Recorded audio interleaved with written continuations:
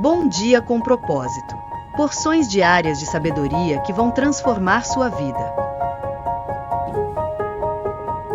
Bom dia! Sejam todos muito bem-vindos ao nosso Bom Dia com Propósito, nosso devocional diário, nosso ponto de encontro matinal, todos os dias de segunda a sexta. Estou aqui com você às 6h01 da manhã. Para mim é um prazer enorme, uma alegria saber que eu posso compartilhar com você essas pílulas de sabedoria, né?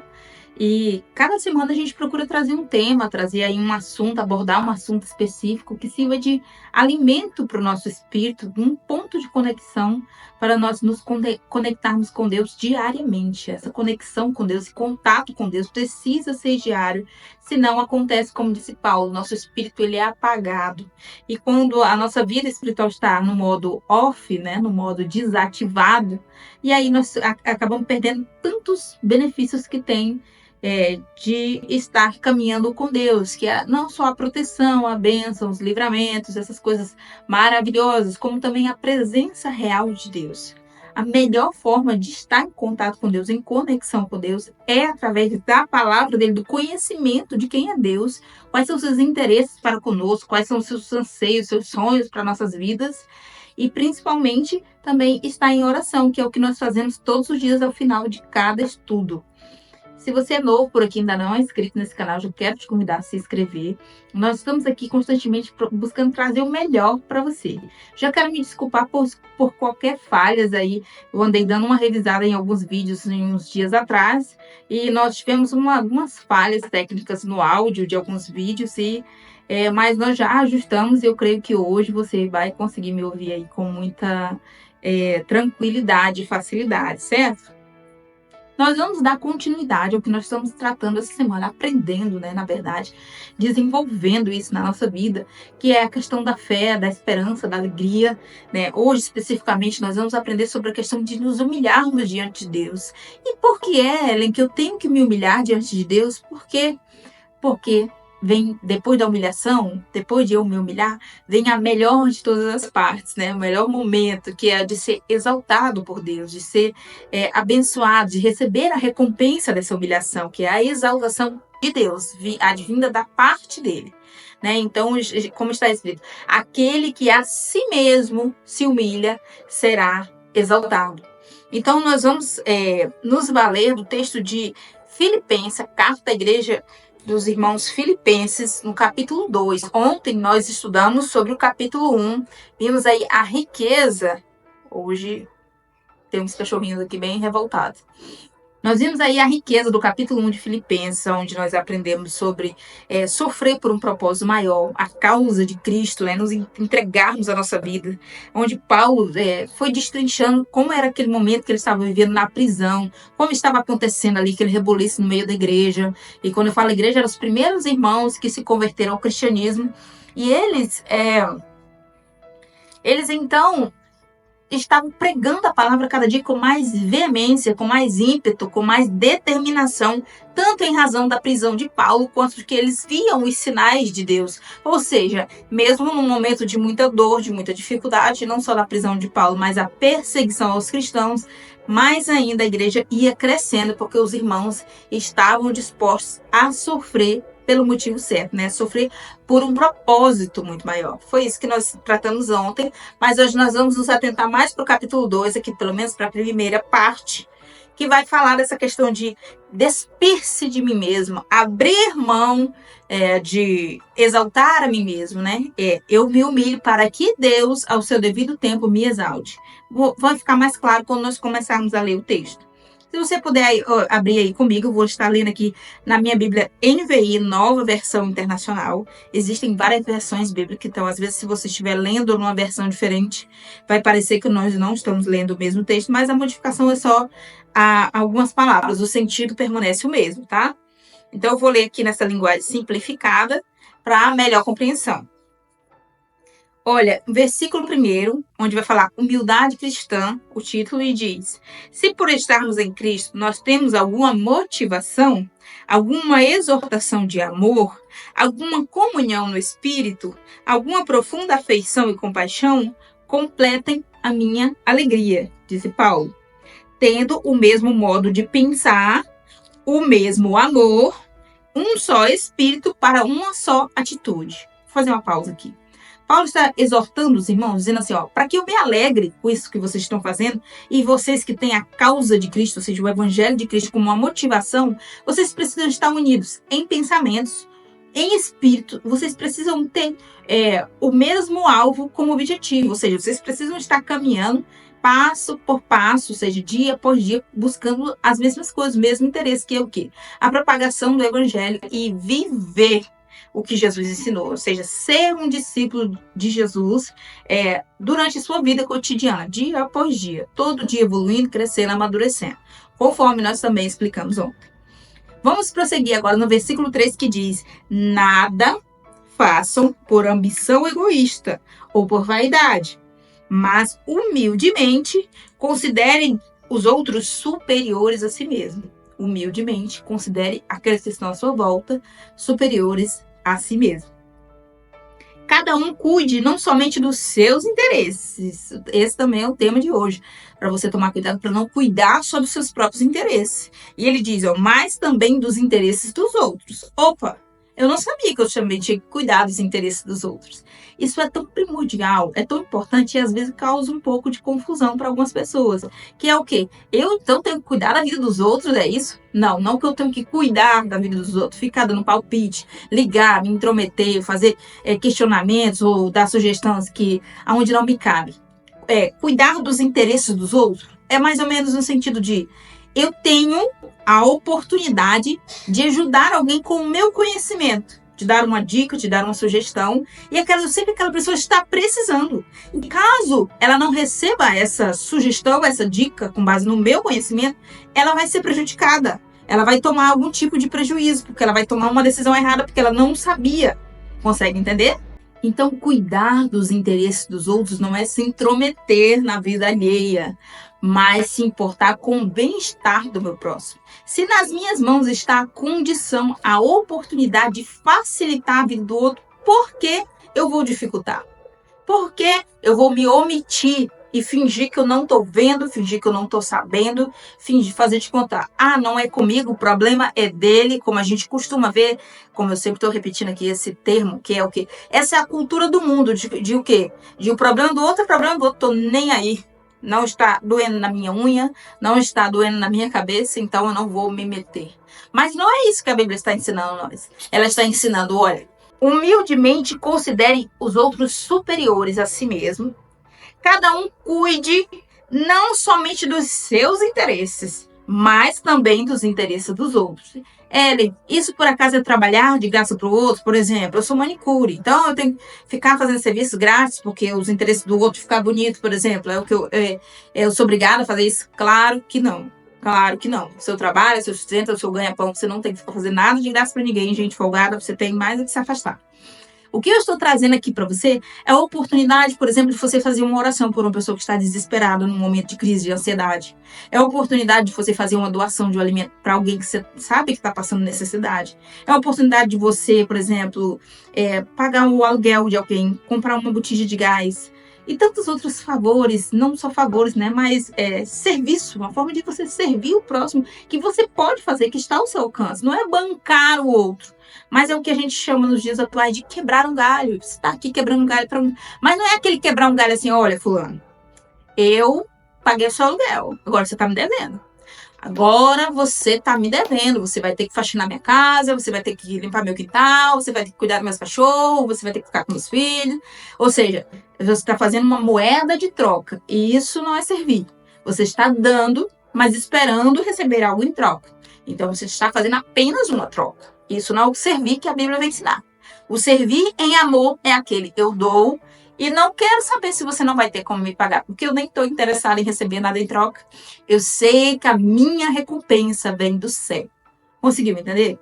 Eu sei que sou um pouco difícil, né? Eu sei que sou um pouco exagerado, eu sei que sou um pouco, não religioso, mas sou um pouco forçado, porque o que nós estamos habituados a ver no nosso dia a dia é essa moeda de troca.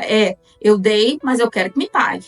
Eu quero que me dê não só muito obrigado, mas eu quero que me sirva, eu quero que me devolva de alguma forma. Isso é o que a gente está habituado a ver. Só que o que eu vivo falando aqui, que isso é a cultura do mundo. E nós, Igreja de Deus, nós que nos consideramos amigos de Jesus, como nós falamos semana passada sobre a forma como Jesus nos chama de amigos, nós que estamos debaixo da graça de Deus, então estamos sujeitos a seguir aquilo que nos foi ensinado, que nos é ensinado aqui diariamente, nós sabemos que nós somos contra a cultura do mundo. O mundo tem uma cultura, mas eu não preciso seguir essa cultura. Aliás, eu tenho a obrigação de não segui-la, seguir a cultura do reino, que é contra a cultura do mundo. Conseguiram entender? Então, vou fazer a pausa aqui, para a gente retomar a leitura no versículo 5. Seja a atitude de vocês a mesma de Cristo Jesus. Como assim? Aí ele vem dar o exemplo. Qual foi a atitude de Jesus para me seguir? Fazer igual ele. Versículo 6. Que, embora sendo Deus, não considerou que o ser igual a Deus era algo de que devia apegar-se. Ou seja, ele não se apegou, tipo, eu sou Deus. Que isso, João? Que isso, Pedro? Que isso, Tomé? Sabe com quem você está falando? Eu sou Deus encarnado aqui, em carne e osso, em forma humana, na frente de vocês aqui. Vocês têm que me servir. Jesus falou nesse tom em algum momento para alguns dos seus? Não, de maneira nenhuma. Não foi isso que ele nos ensinou. Ele, pelo contrário, os serviu. Ele lavou os seus pés, ele os instruiu, ele se doou. E, claro, ele morreu pelos pecados de todos nós.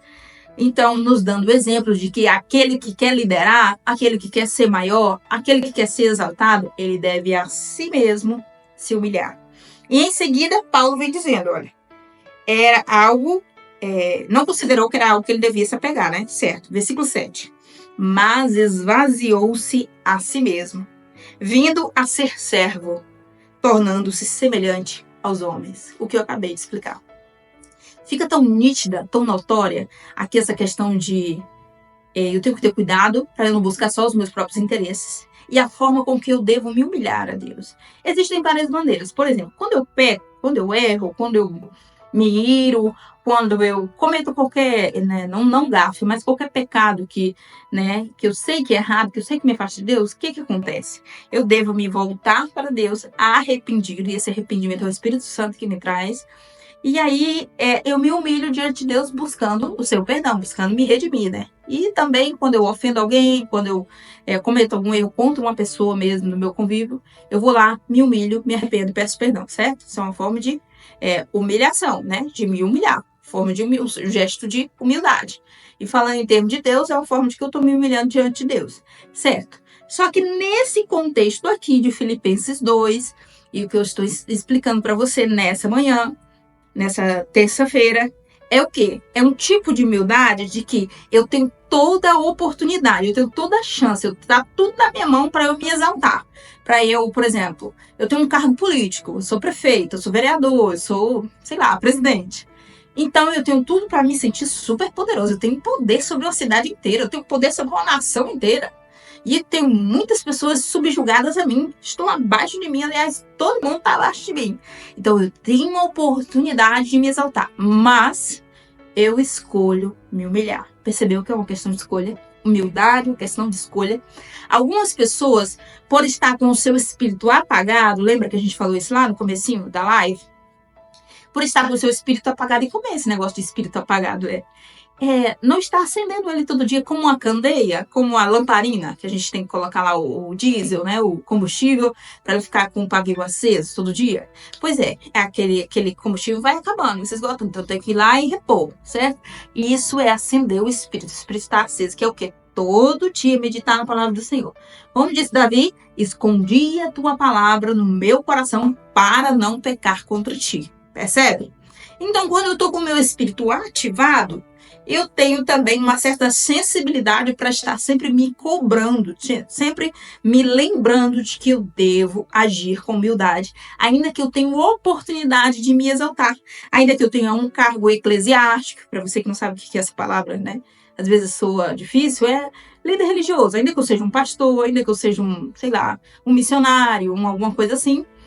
Eu tenho a oportunidade de achar que eu sou muito importante porque eu estou à frente ou acima de algumas pessoas, ou liderando um determinado grupo. Ou eu tenho um poder político, eclesiástico, eu já falei, né? Ou eu tenho um poder até dentro de casa, você sabia? Por exemplo, eu sou mãe de 3 crianças, né? Então, de uma certa forma, eu tenho poder sobre essas crianças. E se eu vacilar, e se eu apagar meu espírito, e se eu não estiver vigilante, eu começo a exercer esse poder de forma ditatorial. Sério, Ellen, que isso é possível? Ditadura não acontece só na política? Não. Eu posso ser um ditador da minha própria casa, subjugar as minhas crianças, meus filhos, até os animais, aquelas pessoas que criam, né, em rebanho de animais, sei lá, criação de galinha e tantas outras coisas. É o cachorrinho dentro de casa e consegue subjugar os seus animais, maltratar, deixar passar da hora de comer, deixar passar de sede, deixar no sol exposto, enfim, humilhar, né, xingar. Então, tudo isso eu estou exercendo o meu poder que eu tenho sobre aquele ser inocente, sobre aquele ser indefeso, melhor dizendo, e eu estou me exaltando, dizendo, ó, tô por cima e vocês estão por baixo, e, enfim, estou tendo a oportunidade de escolher entre a arrogância, a soberba, e a superioridade, a exaltação, e a humildade, e eu estou tomando por esse caminho de altivez. E aonde que o Senhor vem nos dizendo aqui que o exemplo de Jesus Cristo não foi esse exemplo negro, não. Isso só acontece quando o espírito está apagado. Lembra que eu falei? Espírito apagado é porque eu não estou todo dia acendendo ele através da palavra e da oração. É assim que acende o espírito. Bíblia, oração e o jejum também, né, gente? Então, voltando aqui para o que Paulo deu o exemplo de Cristo, ele disse, mas esvaziou-se de si mesmo, vindo a ser servo, tornando-se semelhante aos homens. Percebe? Exemplo dele é esse. Você se despir do seu poder. Eu tenho o poder de fazer o mal, eu tenho o poder de subjugar, eu tenho o poder de humilhar, mas eu escolho humilhar a mim mesmo. Descer do nível que eu posso parecer que eu estou no nível mais alto, num cargo, né? De qualquer tipo. Então eu desço a um nível mais baixo para me igualar aos meus semelhantes. E também defender os interesses deles sendo os meus. Agora eu vou convidar você a dar uma de Alice do País das Maravilhas aqui comigo e viajar no sentido de você já pensou se todo o nosso corpo político brasileiro vivesse, aplicasse isso que nós estamos ensinando aqui nessa manhã? Ou é só uma viagem bem assim no mundo mágico mesmo, não vai ser real, né? Por quê? Porque eles colocariam os interesses do povo acima dos interesses deles. Eles legislariam, eles trabalhariam em prol do povo, não roubariam a sociedade, claro, e seriam pessoas humildes, ou seja, toda a nação iria sair ganhando. Mas voltando aqui para o mundo real, vida real que segue, vamos continuar lendo o que Paulo nos instrui aqui, já no versículo 14. Peço que você dê um salto aí comigo. Filipenses 2,14, que diz: façam tudo sem queixas nem discussões, para que venham a tornar-se puros e irrepreensíveis, filhos de Deus inculpáveis no meio de uma geração corrompida e depravada, na qual vocês brilham como estrelas no universo. Que lindo! Ele diz, façam tudo sem queixa, ou seja, sem reclamar.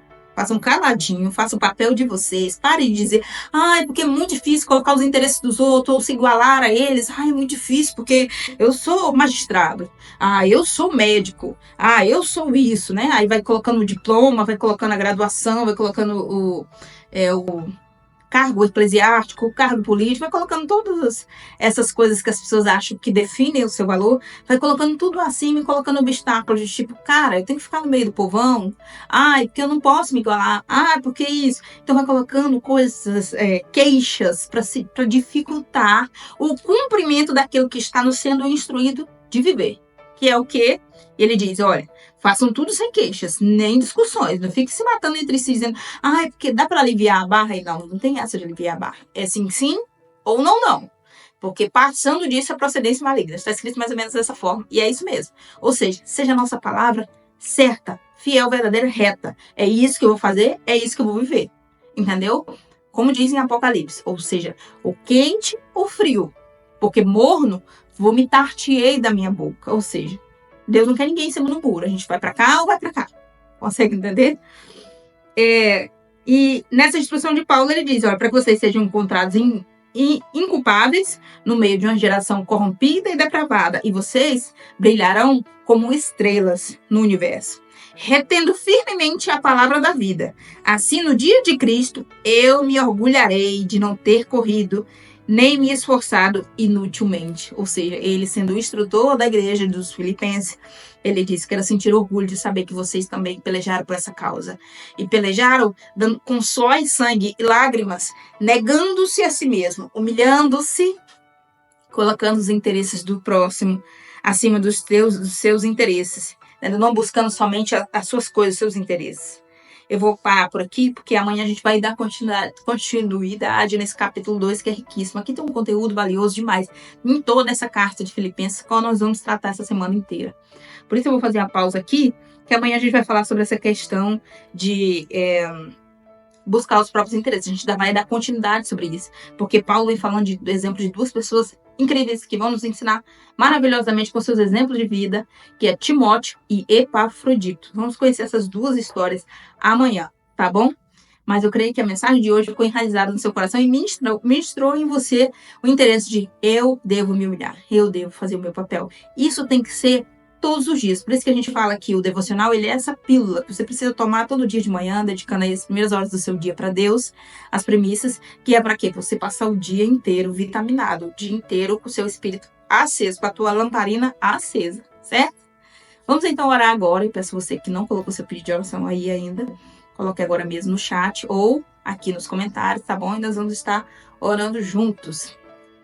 Senhor Deus Todo-Poderoso que está no céu, eu rendo graças porque o Senhor é maravilhoso, perfeito. E sempre que nós clamamos a Ti, ó Pai, o Senhor nos ouve. Eu peço nesse momento, Pai eterno, que visite essa pessoa onde ela está. Todos quanto me ouvem, em qualquer horário que essa pessoa esteja me ouvindo, aonde ela estiver. Visite a sua casa, o seu lar, livra a sua família, livra a sua entrada, a sua saída, livra na rua, onde essa pessoa for, no seu trabalho. Guarda debaixo da tua proteção, dá um dia incrível debaixo da tua proteção, dos teus livramentos. Essa pessoa que já recebeu essa palavra nessa manhã, meu Pai, essa palavra de vida, de vitória, de sucesso, que é de se humilhar diante do Senhor, para que ao seu devido tempo o Senhor venha nos exaltar. Então eu peço, nos ajuda a viver, não ser somente ouvinte, como diz a tua palavra, de nada adianta se a gente só ouvir, mas que a gente aprenda a colocar em prática, a viver essa palavra. Meu Deus, a estar cada dia mais com sede, desejo de estar conectado com Deus em oração, estudando sobre os interesses do Senhor, sobre os princípios do Senhor, sobre o caráter de Deus, estudando na tua palavra. Eu te peço, nos dá uma semana abençoada, de muito aprendizado, de muita sabedoria, de muito crescimento e evolução espiritual e emocional. Em nome de Jesus, ó Pai, eu peço que abençoe a semana de trabalho dessa pessoa que me ouve. Abençoa, Pai, os seus projetos, o seu sonho, aquilo que ela tem colocado diante de Deus nesse momento, nessa nova jornada na sua vida, esse mês que está se iniciando. Em nome de Jesus, eu peço que o Senhor conduza e guie os seus passos e o Senhor permaneça conosco, desde agora e para todo sempre. Amém. Você que ficou até agora, Deus abençoe a sua vida de uma forma especial. Eu espero você aqui amanhã, claro, muito ansiosa. Não esquece de curtir esse vídeo, tá bom? Eu espero você às 6h01 da manhã.